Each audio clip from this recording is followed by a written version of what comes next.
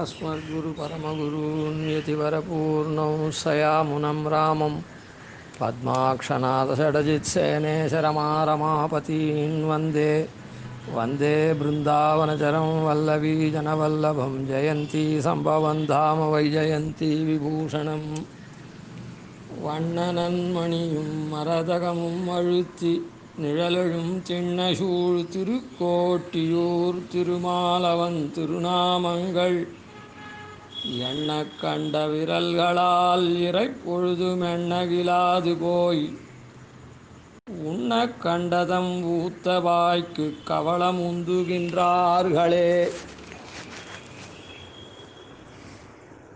இது மூன்றாம் பாசுரம். திருக்கோட்டியூர் பாசுரத்தில் திருக்கோட்டியூர் மகான்கள் பஞ்சகால பாராயணாளாக இருக்கா அப்படின்னு முதல் பாட்டுலேயும், ரெண்டாம் பாட்டு பூர்வார்த்தத்தில் குற்றமில்லாத குணத்தை பெருக்கி குருக்களுக்கு அனுகூலராயும் பொறாமை முதலியவர்கள்லாம் இல்லாதவர்களாயும் உதாரர்களாயும் இருக்கக்கூடிய மகான்கள்னு சொன்னார். இந்த பாட்டில் அந்த மகான்கள்லாம் எம்பெருமானுடைய திருநாமத்தை எப்பவும் திண்ணையில் உட்கார்ந்துட்டு ஜபிக்கக்கூடியவர்களாக இருக்கார்கள் அப்படின்னு சொல்கிறார். அனவரதும் எம்பெருமானே நன்னா ஜபிக்கக்கூடியவர்களாக இருக்கார்கள். அதாவது ஒரு விஷயத்தை நாம் எப்பவும் நினச்சிண்டே இருந்தோம்னா அந்த விஷயமே நமக்கு எதிர தோணும்.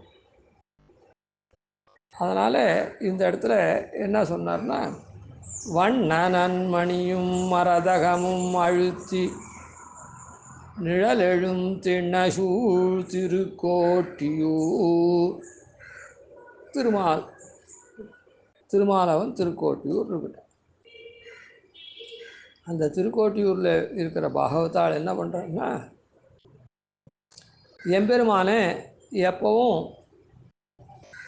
தியானம் பண்ணிகிட்டே இருக்கா, ஜபம் பண்ணிகிட்டே இருக்கா. மந்திராதிகள்லாம் இப்போது காத்தாலையும் ஜபம் பண்ணுறா. சந்தியாவந்தத்தில் 1008 ஜபம் பண்ண சொல்லிருக்குது முக்கிய கல்பமாக. அந்த மாதிரி பண்ணுறா. காயத்ரியை மாத்திரம் பண்ணலை, காயத்ரியை பண்ணாலும் எம்பெருமானை தான் பண்ணுறது. காயத்ரி ரூபேன இருக்கக்கூடிய எம்பெருமானை பண்ணுறது. அது தவிர காயத்ரியோடு கூட திருவஷ்டாட்சரத்தையும் ஜபம் பண்ணணும் அப்படின்னு சொல்லியிருக்கு. இது உயர்ந்த மகான்கள் விஷயம் தானே. அதனால் அவள் என்ன பண்ணுறா, காத்தால் திருவஷ்டாட்சரத்தை 1008 தடவை பண்ணுறா. காயத்ரியை பண்ணுறது மாதிரி ஒன்றும் குறைச்சல் இல்லை என்ன. அதாவது நாராயண மந்திரத்தை ஜபம் பண்ணுறா. அதுக்கப்புறம் அது முடிஞ்ச உடனே, சந்தியாவந்தனம் முடிஞ்ச உடனே மந்திராதிகள்லாம் ஜபம் பண்ண சொல்லுது. திருவஷ்டாட்சரம், துவயம், சரமஸ்லோகம், வாசுதேவ மந்திரம், விஷ்ணு மந்திரம், நிருசிம்ம மந்திரம், இன்னும் என்னென்ன மந்திரங்களோ. அப்போது அதுலேயும் அந்த எம்பெருமானே வாசுதேவ துவாதசாட்சரம், விஷ்ணு ஷடக்ஷரம் முதலிய மந்திரங்கள்லாம், நிருசிம்மானுஷ்டு மந்திரம், ஹயக்ரீவ மந்திரம், இப்படிலாம் ஜபம் பண்ணுறான். ஜபம் பண்ணுறான்னா அந்த மந்திரத்தை இது பண்ணி அந்த எம்பெருமானை தியானம் பண்ணுறா. ஜபம் பண்ணச்சே என்ன பண்ணுறா, 1008 108 அப்படின்னு சங்கிக்காக இந்த விரல்களில் என்றா, விரல்களை கொண்டு. இப்போ அது ஒரு மாத்தியான்மிக ஸ்நானம். மாத்தியான்மிகத்துலேயும் ஜபம் பண்ணுறா. எப்போ காயத்ரி ஜபம் பண்ணாலும் உடனே திருவஷ்டாட்சரம் பண்ணணும். அதனால் திருவஷ்டாட்சரம். அப்புறம் பெருமாளுக்கு திருவாராதனம் பண்ணி அனுயாகம் பண்ணி சாப்பிட்றாளே, சாப்பிட்டா விட்டும் துவாதசாட்சரங்கள்லாம் ஜபம் பண்ண சொல்கிறது. சாயம் சந்தியில் ஜபம் பண்ண சொல்கிறது. இப்படி அவள் என்ன பண்ணுறா, அனவரதம் அந்த திண்ணையில் உட்காந்துண்டு, வாசலில் தானே திண்ணை இருக்கும், அந்த திண்ணையில் இருந்துட்டு எம்பெருமான தியானமே பண்ணுறான். எம்பெருமான் எப்படிப்பட்டவன், அவனுடைய திருமேனி எப்படி, பொன்னின் வண்ணம் மணியின் வண்ணம் புரையும் திருமேனி. அவனுடைய திருமேனி பொன் வண்ணமாக இருக்குது, மணி வண்ணமாக இருக்குது. இப்படிப்பட்ட திருமேனி அதான் மரகதம் போலையும் இருக்குது. வண்ணனன் மணியும் மரகதமும் அழுத்தி மாணிக்கம் போலையும் இருக்குது, பச்சைக்கல்லை போலையும் இருக்குது. அது மாதிரி எம்பெருமானுடைய திருமேனி இப்படி இருக்குது. அதனால் அப்படி எப்போவுமே அவள் அந்த ஜபிச்சுட்டே இருக்கிறதுனால அப்படியே அதில் அந்த திண்ணையில் அதே போல் நிறங்கள் நிழல் விழுது, ஷேடோன்னு சொல்கிறோமே அந்த மாதிரி. அதனால் அந்த திண்ணைக்கு என்ன பெருமை, எப்போ பார்த்தாலும் அந்த மாதிரி ஜபிச்சுட்டே இருக்கிறதுனால பெருமாளுடைய திருவுருவத்தை அவள் அப்படியே நினச்சி ஜபம் பண்ணிகிட்டே இருக்கிறதுனால அந்த திருவுருவம் அந்த திண்ணையெல்லாம் அங்கே வியாபிச்சிருக்கு. அந்த இது நிழல் போல் அந்த இதெல்லாம் தெரியுது. அதை தான் இங்கே சொல்கிறார். அப்படிப்பட்ட பாகவதாள் எப்போவும் எம்பெருமானை ஜபம் பண்ணி எண்ணின்னு இருக்கக்கூடிய பாகவதாள். என்றது அப்படின்னா மனசால் ஜபம் பண்ணச்சே என்றது, அப்புறம் விரல்களால் என்றது. ஏன் அது எண்ணணும், எண்ணாதையே கூட பண்ணலாமேன்னா அப்படி இல்லை. அசங்கியாத்தமாக பண்ணுறது வசதியாக இருந்தாலும் அதான் பண்ணலாமா இருந்தாலும் எண்ணி பண்ணுறது தான் விசேஷம்னு சாஸ்திரத்தில் சொல்லிடுது. 108 பண்ணுறேன், 1008 பண்ணுறேன், 28 பண்ணுறேன் அப்படின்னு சங்கல்பம் பண்ணிட்டு பண்ணுறது தான். அதனால் மனசுனால் எண்ணத்தோட கூட எண்ணவும் எண்ணணும், சங்கையும் எண்ணணும். அதுதான் பூர்ணமானது. மனசால் நினச்சுட்டே அதை எண்ணாது இருந்தோன்னா அது பூர்ணம் இல்லை, அது குறைச்சல் தான். அதனால் இந்த இடத்துல அவள் கையாலையும் எண்ணிண்டு பெருமாளையும் மனசாலையும் எண்ணிண்டு அப்படி அந்த எம்பெருமானை தியானம் பண்ணுறதுனால நிழலெழுந்திண்ண சூழ் திருக்கோட்டியூர் அப்படியே அது சாதாரணமாக என்ன சொல்லுவான்னா அந்த திண்ணையில் இருக்கிற ஸ்தம்பத்துலேயோ அதுவோ மரகதெல்லாம் பதிச்சிருக்கா, அதனால் அதனுடைய ஷேடோ விழருது அப்படின்னு பொதுவான சாமானிய அர்த்தம் அது. அதாவது திருவள்ளியங்குடியில் கூட என்ன சொல்லு, படியிடை மாடத்தடியிடை தூணில் பதித்த பன்மணிகளின் ஒளியால் விடி பகலிரவென்றறிவரிதாய திருவள்ளியங்குடி அதுவே. திருவள்ளியங்குடியில் ரொம்ப இதுவார், அந்த கூடம்னு இருக்கும் உள்ளுக்குள்ளே, வாசலில் திண்ணை, அதுக்கப்புறம் போனால் ரேழி, அதில் தான் தேகலீசன் அப்படின்னு திருக்கோவலூர் வைபவம் நடந்தது. அதுக்கப்புறம் தாழ்வாரம் நேர் பகுதி, அதனுடைய உள்ளடங்கின பகுதி கூடம் அப்படின்னு சொல்லுவார்கள். படியிடை மாடத்தடியிடை தூணில் பதித்த பன்மணிகளின் ஒளியால், அந்த கூடத்தில் அந்த ஸ்தம்பமெல்லாம் இருக்குமே, கம்பம் இருக்குமே, அந்த கம்பத்தினுடைய அடியில் படியிடை மாடத்து, அந்த மாடத்தினுடைய அடி இடை தூணில், அந்த தூணில் அடியில் அந்த பூன் கட்டுற மாதிரி, அதாவது கம்பமெல்லாம் இருந்ததுன்னா கீழ்ப்பக்கம் கொஞ்சம் ஒரே கம்பம் கீழேந்து மேல் வரையில் ஒரே மாதிரி இருக்காது. அந்த கீழ் பக்கத்தில் மேல் பக்கத்தில் கொஞ்சம் இன்னும் கொஞ்சம் பெருசாக இருக்கும், அதாவது பூன் கட்டினா மாதிரி. அந்த இடத்துல திருவள்ளியங்குடியில் செல்வம் மிகுந்தவாள் இருக்கிறதுனால அந்த மாடத்தினுடைய அந்த தூணுடைய அடியில் பதித்த பன்மணிகள் நவரத்னங்களை பதிச்சிருக்கலாம். அதாவது சாதாரணமாக நம்ம லோகத்தில் பார்க்கலாம், அதாவது மரத்தூண் இருந்ததுன்னா அதுக்கு பித்தளையில் வெங்கலத்தில் அந்த மாதிரிலாம் இது பண்ணி போட்டிருப்பா, ஒரு உரை மாதிரி போட்டிருப்பா மேலே கீழே, இல்லை ஃபுல் பூர்ண கம்பத்துக்கு மேவும் பித்தளை உரை இல்லை இது மேலே கவர் பால் போட்டிருப்பா, அந்த மாதிரி இருக்கும்.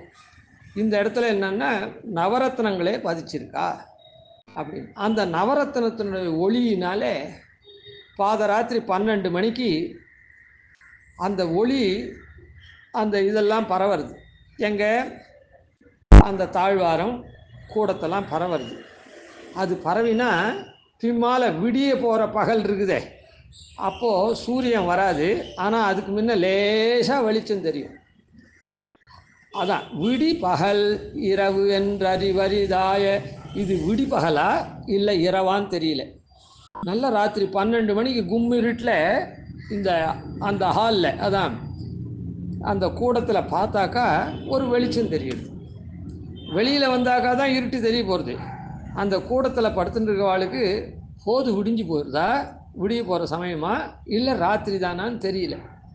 விடி பகல் இரவு என்ற அறிவரிதாய அப்படின்னு ஆன மாதிரி இந்த இடத்துல திருக்கோட்டியூர்லேயும் தென்னையெல்லாம் இந்த மாதிரி இது வச்சுருக்கா அப்படின்னு சொல்லலாம். மணியும் மரகதமெல்லாம் அழுத்தி வச்சுருக்கான்னு அப்படி அர்த்தம் இல்லைங்க. இது பாகவதாளுடைய பெருமையை சொல்கிறது. இந்த சொல்லிட்டு வரைச்சு அதனால் என்னென்னா அவள் என்ன பண்ணுறா, அந்த எம்பெருமானுடைய திருமேனிய மனசு அழுத்தி வண்ணனன் மணியும் மரகதமும் அழுத்தி அவள் என்ன பண்ணுறா, ஏனோ தானோ ஜபம் பண்ணுறவா இல்லை. நாமெல்லாம் ஜபம் பண்ணோன்னா வாய் வந்து மந்திரத்தை முழுமுழுக்கும், கை வந்து எண்ணின்னு இருக்கும். ஆனால் மனசு வந்து அந்த மந்திரத்தில் மனசு இருக்கிறதுனால தான் தப்பாமல் இப்போ சொல்கிறோம். முடிச்சுடுவோம். காயத்ரியை சொன்னோன்னே ஆரம்பித்து முடிப்போம், மறுபடியும் ஒன்று ஒன்றா அப்படியே பண்ணுவோம். அதில் ஒன்றும் இல்லை. ஆனால் மனசு வந்து அந்த காயத்ரிலேயோ இல்லை அஷ்டாட்சரத்துலேயோ ஊறி இருக்காது. அது பாட்டுக்கு மொத்தம் ஆஃபீஸில் என்ன வேலை, ஆற்றுல என்ன தளிகை, என்ன வாசனை வருது, மொத்தத்தையும் இன்றைக்கி யாரோட சண்டை போடலாம், அது பண்ணலாம், யாரை கவுக்கலாம், யாரை நிமிக்கலாம், மொத்த இது வியாபாரமும் நடக்கும் மனசால். அப்படி இல்லை. அந்த எம்பெருமானுடைய பொன்னின் வண்ணம் மணியின் வண்ணம் குறையும் திருமேனியை அழுத்தி அவள் தியானம் பண்ணுறா. அதனால் அந்த தென்னையில் அந்த சாயல் அடிக்கிறது அப்படின்னு சொல்லப்பட்டது. அப்படிப்பட்ட மகான்கள் இருக்கான்னு 3வது பாடல் சொல்லணும். இப்போது அதுக்கு மேலே இந்த 3வது காலமான இஜ்யா காலம். இஜ்யா காலம்னா பெருமாளுக்கு ஆராதனம் பண்ணணும், திருவாராதனம் பண்ணணும். அதுக்கப்புறம் அவனுடைய பிரசாதத்தை உடுத்து கலத்தது உண்டு அப்படின்னு நாமெல்லாம் பந்து வர்க்கங்களோட அதித்தி வர்க்கங்களோட சாப்பிடணும். இதுதான் அந்த இஜ்யா காலத்தினுடைய காரியம். அதை சாப்பிட்றதுக்கு முன்ன என்ன பண்ணணும், பகவானுக்கு திருவாராதனம் பண்ணணும், பகவானுக்கு சமர்ப்பிக்கணும். அந்த பகவானை நினச்சி தான் சாப்பிடணும். அதாவது நாம் சாப்பிடச்சே கூட திருவாராதனம் பண்ணிட்டா கூட என்ன பகவத் பிரசாதமாக இருந்தால் கூட நம்ம இலையில் சாய்ச்சா விட்டு அதை வந்து பகவானை நினச்சி அதுக்கப்புறம் அவனுக்கு நிவேதனம் பண்ணிவிட்டு தான் சாப்பிடணும். ஏற்கனவே திருவாராதனம் பண்ணி பூஜை பண்ணி எல்லாம் பண்ணியாகி போயிருந்தா கூட நம்ம இலையில் சாய்ச்ச பிரசாதத்தை பெருமாளுக்கு நிவேதனம் பண்ணணும், பெருமாளை நினச்சி ஜபிக்கணும். இந்த இத்தர மதத்தெல்லாம் கூட இந்த ஜபிக்கிறது அப்படின்னு சாப்பாடு போட்டால் என்ன தட்டுலையோ எதையோ சாப்பாடு போட்டாக்கா அதை ஜபிச்சுட்டு தான் அப்புறம் சாப்பிடுவான்னு இத்தர மதத்தாள் கூட சொல்கிறான். அது என்ன, எல்லா மதமும் இதுலேருந்து உண்டானது தானே, ஒவ்வொன்றா ஒவ்வொரு பிரிவாக வந்தது தானே. அதனால் அவளில் கூட அந்த இது இருக்குது. இந்த வைதிக மதத்துலேயும் எல்லோரும் அந்த மாதிரி வைதிகள்லாம் வந்து சூக்தாதிகள்லாம் கூட படிக்கிறவா இருக்கா. ஆனால் நாம் சாமானியமாக இருந்தால் கூட வைஷ்ணவனாக இருக்கும் என்ன பண்ணணும், அந்த எம்பெருமான் அந்த பிரசாதத்தை பெருமாளை நினச்சி ஜபிச்சுட்டு சாப்பிடணும். ஜபிக்கிறதுன்னா என்ன அர்த்தம், பெருமாளை நினச்சி அவனுக்கு நிவேதனம் பண்ணி அவன் நாமத்தை சொல்லி அவனுக்கு இது பண்ணிவிட்டு அப்புறம் சாப்பிடணும். அதுதான். அப்படி பண்ணாத இருந்தால் அவளை இங்கே நிஷேதம் பண்ணுறேன். அது மூலமாக நாம் அதை பண்ண வேண்டியவனாக இருக்கணும் அப்படின்றத தெரிஞ்சுக்கணும். திருமாலவன் திருநாமங்கள் எண்ண கண்ட விரல்களால் இறைப்போதும் எண்ணகிலாது போய்.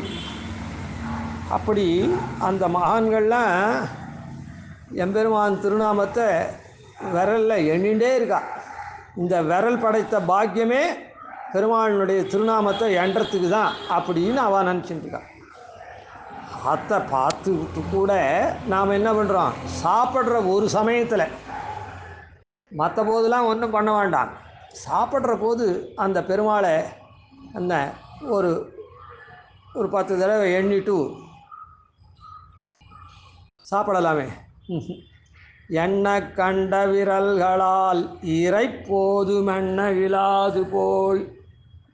அதாவது அந்த எம்பெருமானை ஒரு நொடிப்போது கூட, இறைப்போதுன்னா என்ன, ஒரு நொடி, செகண்ட் அப்படின்னு சொல்கிறோமே என்ன, அந்த மாதிரி இறைப்போதுன்னா ரொம்ப அல்பமான காலம்.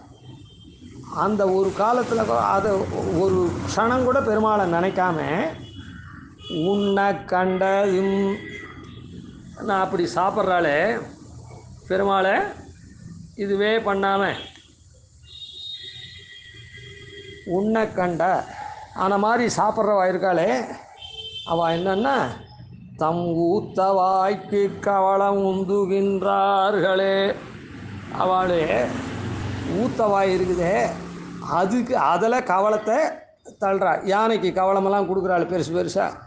அந்த மாதிரி இவன் வாயில் கவளமாக போட்டுக்கிறானே தவிர இவனுக்கு எந்த விதமான ஆகார சுத்தியும் அதனால் இவனுக்கு சத்துவ சுத்தியெல்லாம் ஒன்றும் வராது. அந்த ஊத்தவாய்க்கு அப்படின்னு சொல்கிற, ஊத்தவாய்க்கு அப்படின்னு சொன்னால் வெறுமை ஏதோ இது பண்ணுறான். ஊத்தையோட கூட ஒருத்தன் சாட்டான்னா என்ன ஆகும், அந்த ஊத்தையெல்லாம் உள்ளே போய் இவனுக்கு என்ன பண்ணும், கெடுதியை உண்டு பண்ணும். இந்த ஆகாரத்தினால் வரக்கூடியதான நல்ல தன்மை வராத, ஏற்கனவே வாயில் இருக்கிற ஊத்தையெல்லாம் அழுக்கெல்லாம் இருக்கு, அதெல்லாம் இந்த சாப்பாடோட கூட உள்ளே போய் இவனுக்கு கெடுதல் தான் உண்டு பண்ணும். அந்த மாதிரி தான் இவன் அப்படியே கவலத்தை அள்ளி போட்டுக்கிறான். அப்படி இது என்ன ஆச்சரியமாக இருக்குது. இந்த மாதிரி ஒருத்தன், அதாவது பல்லுலாம் தேய்ச்சி இவன் தேய்ச்சிருப்பான் இல்லைன்னு சொல்லலை, ஆனால் அதுக்கு சதுரசந்தான். பெருமாளை நினச்சாதான் அந்த ஆகாரம் சுத்தமாகும். ஆகாரம் சுத்தமாக இருந்தால் தான் நமக்கு மனசுத்தி வரும். அதை இங்கே சொல்கிறார். அப்போது வாயே சுத்தம் இல்லாத இவன் போட்டுட்டான்னா எப்படி இருக்கும், அது எப்படி தீமை விளைவிக்குமோ அதே போல் தான் பெருமாளை நினைக்காத சாப்பிட்ற சாதம் தத்துல்யம். அதனால் எந்த விதமான நல்ல புத்தியும் வராது இவனுக்கு. இது என்ன இப்படி ஒருத்தன் பல்லு கூட தேய்க்காத ஒருத்தன் சாப்பிட்டான்னா எப்படி என்ன இவ்வளோ மோசமாக இருக்கானே அப்படின்னு மற்றவா நிந்திக்கிறது மாத்திரம் இல்லை, தனக்கு தானே ஹானியை வரவழைச்சிக்கிற மாதிரி, குறைச்சலை வரவழைச்சிக்கிற மாதிரி இது பெருமாளை நினைக்காத சாப்பிட்டான்னா இந்த சாப்பிட்டதுனால சரீரமான மதமதான் வளருமே தவிர ஆனால் நல்புத்தி எதுவும் வராது. இது என்ன ஆச்சரியம், தனக்கு தானே அனர்த்தத்தை விளைவிச்சுக்கிறானே அப்படின்னு சொல்கிறதுனால நமக்கு அனர்த்தத்தை விளைவிக்காத நாம் நல்வழியில் இருக்கணும்னா அந்த க்ஷணப்போது அந்த எம்பெருமானை எண்ணி அதுக்கப்புறம் நாம் சாப்பிடணும். அதனால் இஜ்ஜா காலத்துலேயும் பெருமாளை நாம் எண்ணணும். திருவாராதனை யாரோ பண்ணுறா, பெரியவா பண்ணுறா, அதனால் ஆற்றுல மொத்த பேரும் பண்ணலைன்னா கூட பரமைகாந்திகளாக இருக்கிறவா பெரியவா பண்ணால் கூட கீழே இருக்கிறவாளும் பெரியோர்கள் மாதிரியே நல்ல அனுஷ்டான பரவாளாக இருந்தால் அவளும் உச்சிதமான திருவாராதனம் உபாயமாக திட்டமாக சாதமெல்லாம் பிரசாதமெல்லாம் வச்சு பண்ணலைன்னாலும் பழாதிகள் வச்சு பண்ணுவார்கள். அந்த மாதிரி சிஷ்டாச்சாரம் உண்டு. நம்ம போல் சாமானியமாக இருக்கவள்லாம் அதை பற்றி விசாரம் இல்லை.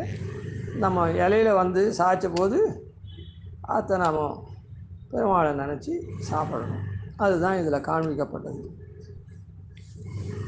அதனால் இஜ்ஜா காலத்துலேயும் நாம் எம்பெருமானை நினச்சிட்டு தான், அதாவது திருவாராதனை நாம் பண்ணிட்டோமேன்னு நினைக்கக்கூடாது. திருவாராதனம் பண்ணவா கூட இலையில் சாய்ச்ச பிரசாதத்தை நாம் எம்பெருமானுக்கு நினச்சி நிவேதனம் பண்ணிட்டு தான் சாப்பிடணும். அது இந்த இடத்துல காண்பிக்கப்பட்டது. வித்யா காலத்தில் அந்த ஒரு போதாவது நாம் நினைக்கணும் அப்படின்னு. இது திருவாராதனம் பண்ணவாளுக்கு சொன்னேன். திருவாராதனம் நாம் 10 பேர் ஆற்றுல இருந்தால் 10 பேரும் திருவாராதனம் பண்ணுறோம் இல்லை, மற்றவாள்லாம் நினைக்கணும். அந்த இலையில் பிரசாதத்தை பெருமாளுக்கு நினச்சி நிவேதனம் பண்ணி சாப்பிடணும். கவிதார்க்கிக சிம்மாய கல்யாண குணசாலினே ஸ்ரீமதே வெங்கடேசாய வேதாந்த குரவே நமः. ஆதிகுண்டலோபாதிநிதிவத்யான் பஜேனிசம் ஸ்ரீரங்கபூர்வசரசித்யதீசானபதாஸ்ரீயம் ஸ்ரீவத்சௌந்தலகம் வந்தே ஸ்ரீகிருஷ்ணதேசிகம்.